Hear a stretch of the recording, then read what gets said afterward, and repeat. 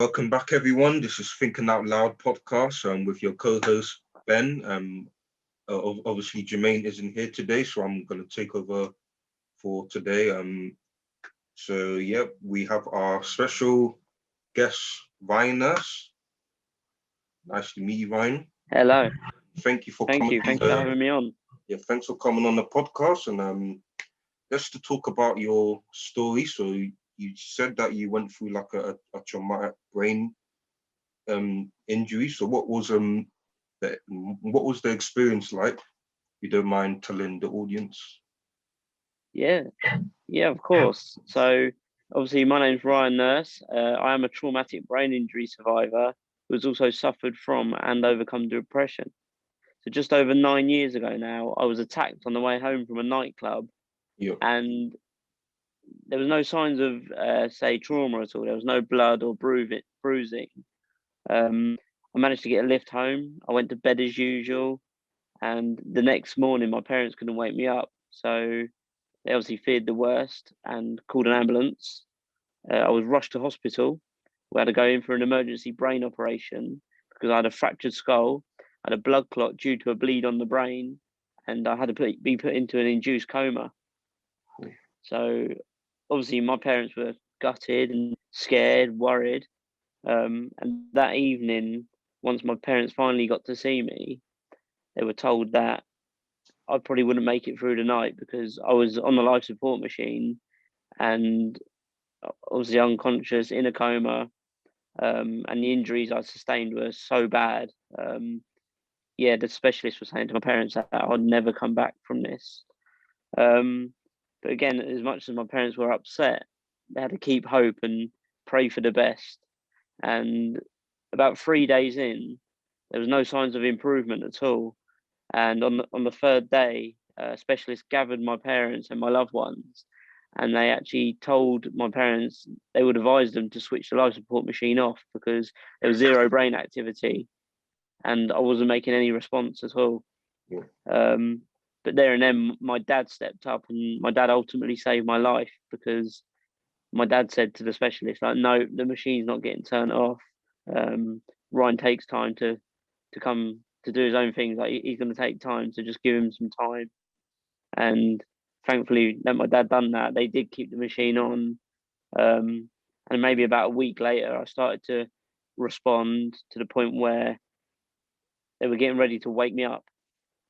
But again, the specialist said to my parents that if I ever survive, if I do come round, I'll never walk again, I'll never talk again, and I'll be in a vegetative state for the rest of my life.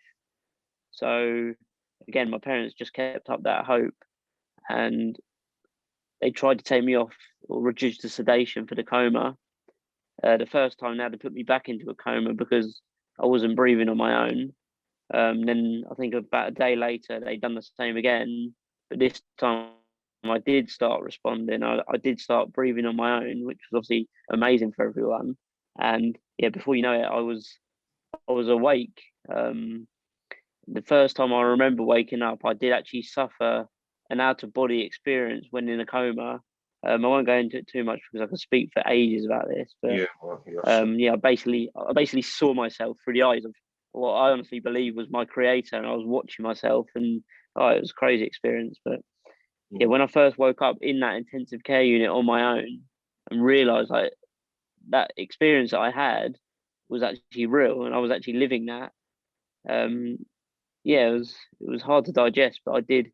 It all sort of come flooding back, and especially when I looked down at myself, I saw I had a tracheostomy in my throat. I had pads all on me, like I don't even know what they are, little pads on me. I had needles in my arms, and yeah, it was quite scary to see as well. And before you know it, yeah, I next week or so, it got to the point where I was walking on a Zimmer frame, and the first time I ever walked was literally about 10 steps across the hospital ward, where obviously I went to the toilet on my own for the first time too. And when I was in the toilet, I remember when I was washing my hands, it was almost like someone was staring at me. But obviously, it was just a brick, like a wall in front of me. And when I actually looked up, it was the mirror. It's the first time I've seen myself in the mirror, and I cried my eyes out because like half of my head was shaved off. I'd stapled the whole way down my head. My left eye was looking upwards. Oof. And in all honesty, I looked in the mirror. I didn't actually realize what I was looking at. I couldn't. Normally, when you look in the mirror, right, you see yourself. And Yeah, I didn't see yeah, myself. yeah. So it was a really scary experience. I cried my eyes out for probably 10 minutes. But yeah, to skip over that, I guess I did start to learn to walk and talk, which was amazing. Got to the point where they sent me home. Spent Christmas with my loved ones, and yeah, obviously had to make a slow recovery. My short-term memory loss and even my energy levels as well was really bad, and this went on for years. To be fair, energy, I'd fall asleep anywhere, Yeah. and also we could be having a conversation like this, and I'll just forget completely what I'm talking about. So that was the whole hospital experience. But if you want, I can go on to the depression that Yeah. started obviously only just recently. Yeah, so I just wanted to ask you, when you went through the coma, was it kind of like a near-death experience? Yeah, yeah, Okay. exactly that. Yeah, exactly that. That's what they call it. Obviously, a near-death experience. So yeah, whilst in a coma, um, like you see all this stuff. I've seen it on TV and stuff when I was a kid, and Yeah, it's how you see all these bright lights, and you go to, I don't know, man, but I know exactly what I saw, and I'll go on to speaking about that a little bit later and what I'm doing with that. But yeah, I saw some, I'd say, crazy stuff, and it was so real as well. Like I could honestly make a movie about it because I remember everything exact, and it's yeah, it crazy. was like I was living it. It was mad. Yeah, that's crazy, man. So would you want to get talk more about your depression, if you want to go a bit more Yeah, in deep yeah, sure. about how Yeah, you of course. got it? Yeah, Yeah. Okay. So yeah. So soon after my brain injury, yeah, um, yeah, I had to say get back into going to work again, and I went to finish my college, etc. Um, but only just a few months after, say, coming out of hospital, um, I soon met, which is now my ex partner, yeah, and at the time it was yeah brilliant, fantastic, like someone completely different to say what I'd normally do. And yeah, she introduced me to world travel because I'd never been abroad before I met her, and oh yeah, it was amazing. And again, long story short, we basically spent 6.5 years together in a relationship. Obviously, bought our own house, traveled the world. We went to multiple destinations each year, yeah. up until November 2018. We just got back from Miami, and literally it was like the day after we got back, she just told me like we need to stop spending as much time with each other. And for being with someone that long, like we literally lived in each other's pockets. And I thought like this, something's not right here. Yeah. And as hard as it was, yeah, I gave her the time the time and the space and everything she was asking for. Um, but the more I sort of give her space, the more we just distance apart. Like we was living with each other for quite a while, making things like amicable. It was horrible for me, especially Yeah, because I honestly thought we were just going to get back together after like a month or two. But that wasn't the case. I remember I spent Christmas, say 2018, 19, spent Christmas alone, which was horrible. Spent my birthday alone. Got to the point where in March 2019, we'd both booked um, a trip to go to Cape Town backpacking for 2 weeks, and she obviously didn't want to go anymore. So I sort of plucked up the courage to go on my own, which I now look back and think it was the best thing that I could have done because it just made me realize like my own strength and how strong I really was. So I did go on that trip, but the weekend before I went, I actually went out with a friend for some food, to say like good luck on your trip, and yeah. um, we actually saw my ex partner out like as we go to sit down. She was on the table next to us with another guy, and obviously Oh, I knew nothing like it. I knew nothing about this. So yeah, it was tough, but it was what I needed to see, because I'd have been making up stories in my head about what's going to happen and things like that, but actually seeing it there with my own eyes, Yeah, it was heartbreaking, but it was also like liberation, like a weight off my shoulders too. So yeah, yeah, that was that. I went to Cape Town literally a couple of days later. Had the best time ever. Met amazing people and took myself outside of my comfort zone. Done some incredible things. But literally the day that I got back, obviously to an empty home now because my ex partner wasn't there anymore. Yeah, literally as I walked through the door, I just started crying because it was just silent. It was horrible, and yeah, I didn't like being alone at the time. Like now, I love being on my own, and I love the sound of the silence. But during that period there, the relationship breakup, I hated being alone, and I hated the sound of silence. So Yeah. I just walked into this. It was like hell. It was horrible, and I cried. Um, Before you know it, I was obviously going to work. I wasn't enjoying work. I was breaking down at work. I stopped going to the gym because I was just sick of lying to people. I'd put on a brave face and just lie and say I was okay to people, and no one really knew what I was going through because I bottled up all these emotions. But then, just randomly, these bottled up emotions would just burst and come out, and I used to say it was like a shaken up bottle of champagne, and it would just burst and it'd go over anyone that was in, say, that was close to me. And yeah, it wasn't good to bottle up all those emotions. Um, Again, just to skip over a few things because I could literally speak forever. But Yeah. yeah. So what happened is I was just going down the hill spiral where it went from not going to the gym to not really eating food. I stopped eating food as much because I didn't want to cook. I was being lazy and I didn't want to get out of bed, and my mental health was suffering, my physical health was suffering, my hygiene was suffering. Um, to the point where I turned to drink and drugs, and never really drink and never do drugs ever. Yeah. I turned to drink and drugs because I was so desperate for some external happiness. I was looking at people, say, sniffing cocaine. I thought, they look happy. Why don't I try it? And yeah, as much as it made me happy for maybe an hour, it's not true happiness. Like you're always chasing that happiness, and the next day I just felt 10 times worse. I remember spending hours at night where I wouldn't get. Some days I wouldn't sleep a single hour in the night because I was so focused on finding happiness from somewhere else. I used to Google how to be happy, and I'd click on every single website, and I'd go through it the whole night. Um, yeah, which was, I look back now and I think happiness, it comes from within, like it's an inside job, right? So um, yeah, got to the point where I took myself to the doctors, prescribed me antidepressants, which I didn't take because I thought there would be some sort of other. I only exhausted all avenues. Like there's something else that I could try. So I went back and I managed to get CBT counselling, Yeah. which again it didn't work for me, sadly. So I lied about that and I pulled out of that early. I just pretended that I was better when I wasn't. So I got myself out of that after maybe a month. And yeah, it did make me feel worse.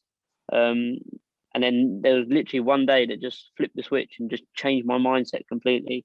And it just started the road to recovery, I guess. And it's just one thought. And yeah, I was sat there at home on a weekend, crying my eyes out as I usually did most weekends, just on my own. And randomly, a thought came in my mind, and it said, "Could I live with the thought of dying with regrets?" So I just asked myself the question, and the answer was obviously no. Um, and there and then, I just literally flipped my mindset. I don't know what I'd done, but I just started to look back on my life and look at all the things and all the adversities that I've already overcome. Say my brain injury was probably the biggest adversity I will ever face, other than death. So I knew that I'd overcome that. So depression, as hard as it was probably worse than the brain injury from my point of view. But I knew I could overcome it because I'd already overcome literally death. So I began to journal, to write things down, to practice gratitude every day.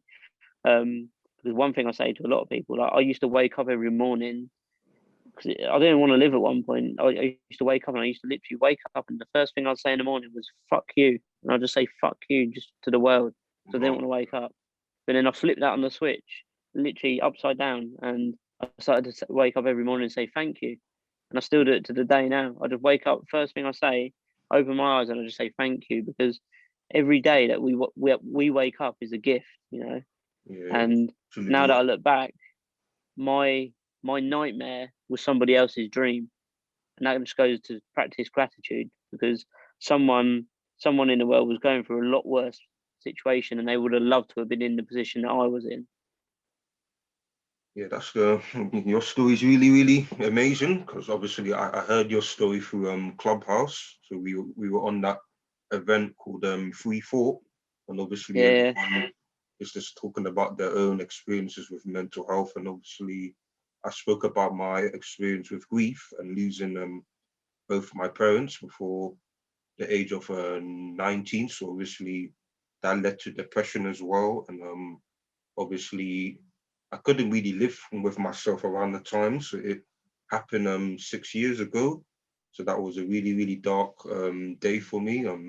I kind of lost my character, myself, who I am as a person. And I didn't really take mental health seriously, but I realized mental health is really important in everything that we do in our lives, because if our brain isn't right, then or if our mental health isn't right, then nothing else is going to be right, if that makes sense. And I think as men, we've just been conditioned to to keep things in. And obviously, I made the same mistake when my mum passed in June 2015. And I literally bottled it. I didn't let it out, but I think that's possibly the worst thing that anyone with grief can do. It's just bottle things up. Like sometimes you just gotta let it out, because keeping it in does more harm than good, if that makes sense. So yeah. totally agree with you. And yeah, no, thank you obviously for sharing that with me again, because I find you inspiring for being, say, vulnerable and showing your authentic self. Because vulnerability, to say, as what you're saying there about men always feel like they need to be strong and not cry or not show emotions at all, but I don't believe that's the case, and I'm sure you don't agree either. Because when we're happy, men, women, whoever, when we're happy, we always show people how happy we are. Yeah, Say if we've achieved something, we go and tell everybody. But when we're sad, we just bottle it up. But emotions are there to be. We need to let these emotions out, because we can't bottle emotions up, because if we do, they will come up at a later date, and they will come up worse. Um, so vulnerability, in my eyes, is actually a superpower, because there is so much strength within being vulnerable and just being your true self, the self that you are worried to show other people, but that is you, that is who you are. Um, yeah, so vulnerability for me is an amazing thing, and I think that everybody should be vulnerable. yeah. So I don't know why with I think when it comes to society, I think they think that men should be strong, or that we shouldn't cry, or it's just, I think society just still has that older mindset of I don't know, typical masculinity, or like I definitely still believe in traditional masculinity. Like we still gotta work, gotta be on our purpose as well. But obviously at the same time, we're still human, because we're still gonna have emotions. Even like women will also have emotions. That, yeah. Yeah, man, totally agree with you. Yeah, the best things that I have found personally, um, in helping me, say, start the process to overcome, say, my mental health issues, was number one, obviously writing things down, because by writing it down, it's tangible, and then you can see what you're dealing with. Like my mind, my brain was so bogged up with thoughts. Like it was like my head was pressurized. There was no room for these thoughts to be released. But as soon as I started to think on paper and just write things down, my mind was relieved of that pressure, where I could then begin to think positively and think of solutions as well. And then the next step was obviously speaking, because again, I believe the power of conversation can literally save lives. Yeah, yeah, absolutely right. Yeah. So could you talk about more about so what happened after your depression? So what did that Yeah, lead to? So that did you find purpose um in your life? yeah. No, great question. So when obviously I said earlier about when I literally flipped my mindset that day, I used to say that house that I was living in, my old house, Yeah. it was almost like a prison. I was like a prisoner in my own home. And by practicing gratitude, I noticed that just small things I started to attract. I become like a magnet. I Yeah. started to attract these positive things, and before you know it, it was literally like again like a flip of a switch. Um, I got a message or a phone call to say like that this is your release date. Like this is when you need to sell the house. The house is going. Yeah. Your moving out date, and yeah, I just felt like a prisoner that had been given their release date, and I just felt so relieved of that pressure again. Um, and again, it was only maybe a week or however long it was later. Say to the moving out day, I left it all to the last minute. I didn't ask anybody for help when I knew I should have, but I Yeah. just again just thought I'd be able to do it all on my own. I was packing up the van till about midnight, and I still hadn't got it all done. I still had Oh, things to take out, and I had to be moved out for that obviously that night for the new people to move in the next day. So yeah. I was rushing, I'm sweating, and yeah, once I'd done it, I did do it, and it was gone midnight. Obviously, I walked around the house, and I sort of took everything in, and again, I practiced gratitude. I just said thank you to the house for all of the good memories. As much as there was bad memories, there's also a lot of good memories. So just said thank you to it. Walked out the door, shut the door, obviously for the last time. Posted the keys back, and I thought, yeah, this is a new chapter of my life, and all the memories can just stay in that house. Um, I ended up started driving back in the van to my parents, where I obviously am now, and as I'm driving, I started to say to myself, like, you know what, like this.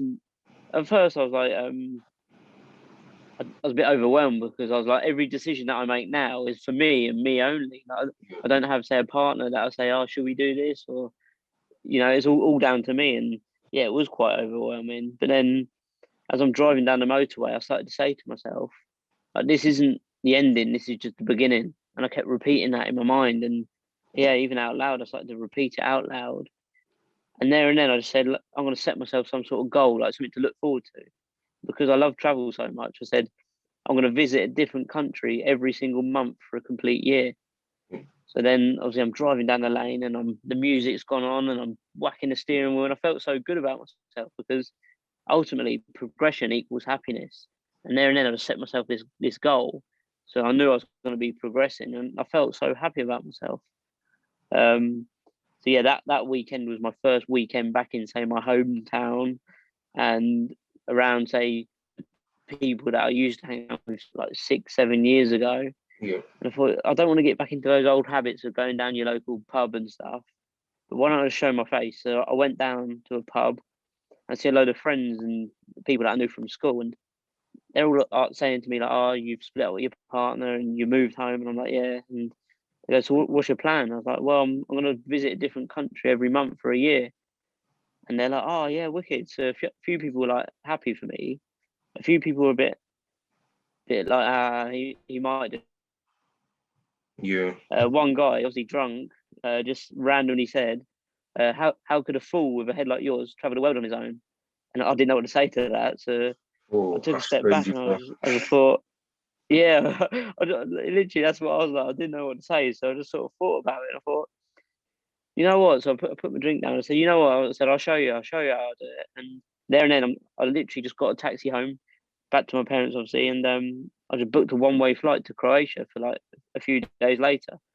I went into work on a Monday and I told my boss that I'm going to Croatia a couple of days time, and he goes, "Yeah, go for it." So that was the start of my trip for every month for a year, which I stuck to. I've done about 7 months worth of trips, I guess, or whatever it was, up until February 2020, where I went to Rome. Obviously, I knew Corona was just started, but everyone was like saying it wasn't that bad. So I decided to go to Rome. Yeah. I guess I almost got locked in Rome if I wouldn't have left that soon, I guess. So yeah, as soon as I got back from Rome, it was spread all over the TV and all over the news, radio, how bad this corona was, and yeah, it petrified me. I was scared.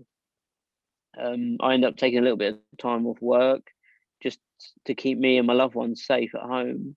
Um, and then there and then I noticed that people were doing these, say, online Zooms and FaceTimes and having, like, I don't know, like Zoom pub quizzes, and I don't Yeah. know, you see it, I guess.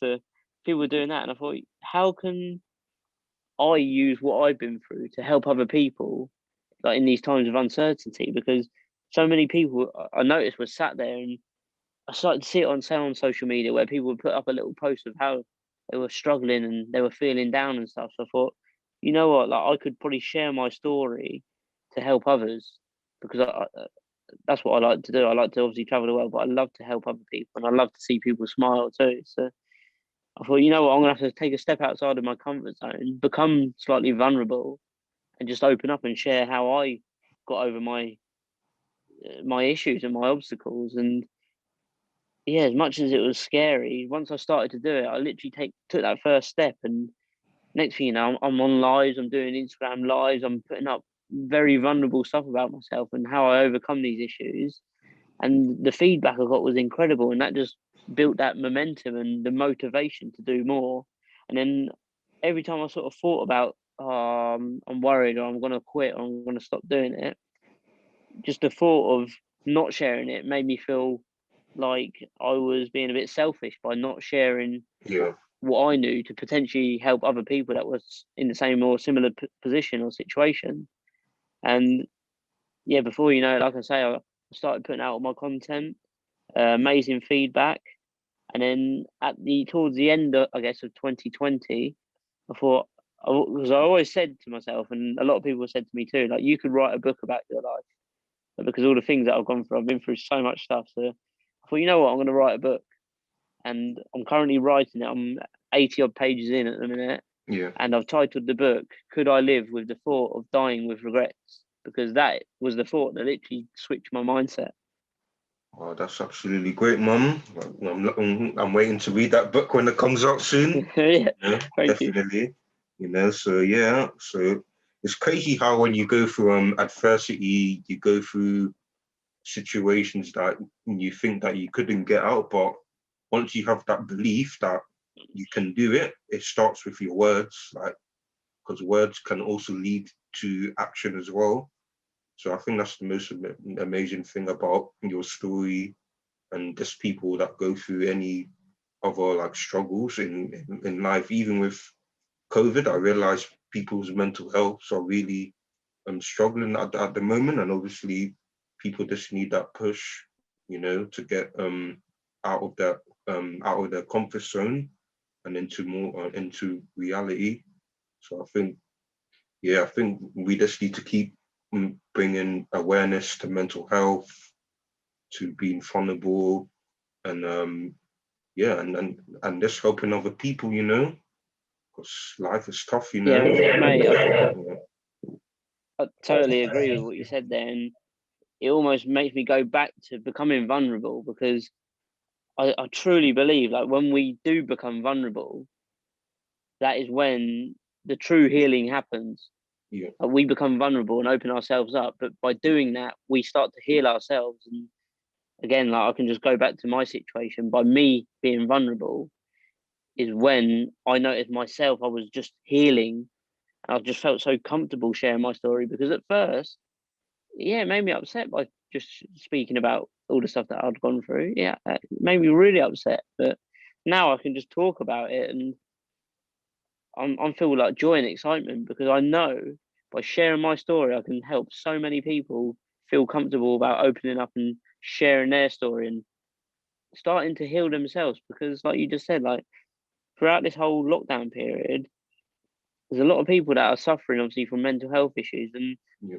there's a lot of mental health issues that are getting raised or brought to the surface that maybe people that thought they didn't have. So yeah, this is a great time to become vulnerable and just share, because the more people speak about it, the more we can help each other heal. Yeah, definitely, man. That's absolutely great. So Ryan, would you want to leave us with two things to the audience? So what are your advice on how to Yeah, that's a moving great question, actually. slot? I've got two things actually. So Yeah, the first thing that I'm going to say is, if anybody is suffering, don't suffer in silence. Reach out to somebody. Sometimes it's not even a family member. Sometimes it could be a stranger online, like myself, like you, Ben. Just reach out to people that are supporting and like sharing their mental health stories, because straight away you can connect with people. And I've connected with so many like-minded individuals just by being vulnerable and opening up. So don't feel ashamed. Just start sharing your story, because you will notice yourself healing. So the power of a conversation can work wonders. So that's what I'm going to start with for the first piece of, say, wisdom. yeah, But the next piece I want to leave you with, I just got to find it. yeah, I'm going to read you a quote from my book, if it's okay. yeah. Sure, man. Thank you. Here we go. So, just talking about adversity. So this is I guess a paragraph from my book. So Yeah, it goes like this: adversity can quite often turn out to be a blessing in disguise. From my own experience, I have found that adversity is a prerequisite to growth, success, and true happiness. I believe hidden at the very core of adversity is the key to progression and lifelong happiness. It isn't going to be easy to find this key, but once you have obtained it, it will unlock the barrier to your next level of life. Adversity can turn out to be a gift if we choose to let it be. wow, that's powerful, man. Thank you. Oh, that's absolutely crazy, man. Yeah, man. We absolutely think it was really grateful to have you on the podcast. And could you tell the audience where you can find them on like social media or just just to keep in Yeah, contact? no, definitely. So yeah, I just want to say thank you for having me on, and thank you to everybody that is listening or that is going to listen to this. Obviously, I appreciate you all. So you can catch me on Instagram, which is Fool Around the World. Yeah. That's where I'm most active. Send me a DM and I will get back to you on there. I'm not sure when, but I will definitely get back to you. So feel free to reach out to me if you want to ask any questions at all. And I'm also quite active on YouTube, which again is Fool Around the World, and also TikTok. So yeah, any of those you can catch me on. That's absolutely great, man. Thanks a lot for coming on the show, and again, so thank you for listening to Thinking Out Loud. Follow us on Instagram at Thinking Out Loud Pod _. We've also got a YouTube channel as well. So you can subscribe to that as well. We're also on Apple Podcasts, Spotify, Google, and yeah, I think that's about it. So yeah, thanks for being on the show, and hope everyone has a great weekend.